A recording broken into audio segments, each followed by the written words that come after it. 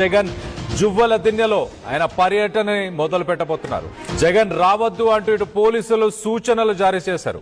జగన్ సభకు వెళితే ₹1,00,000 జరిమానా విధిస్తామని జగన్ గారు అక్కడికి వస్తున్నారని చెప్పి తెలుగుదేశం వాళ్ళు పాపం అక్కడ ఉన్నటువంటి ఆ గ్రామ పెద్దల మీద విపరీతమైనటువంటి ప్రజలు తీసుకుని వచ్చినట్టున్నారు.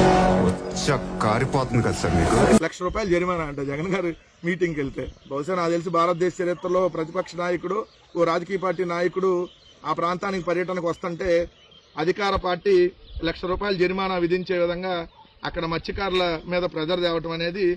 ఇదే చంద్రబాబు నాయుడు గారి ప్రభుత్వాన్ని అడుగుతా ఉన్నాను, చంద్రబాబు నాయుడు అడుగుతా ఉన్నాను, ఎందుకయ్యా ఈ ఆంక్షలు పెట్టారు అని అడుగుతా ఉన్నాను. నా కార్యక్రమానికి నన్ను అభిమానించే వాళ్ళు ఎవరైనా కూడా వస్తే తప్పేమిటి అని అడుగుతా ఉన్నాను.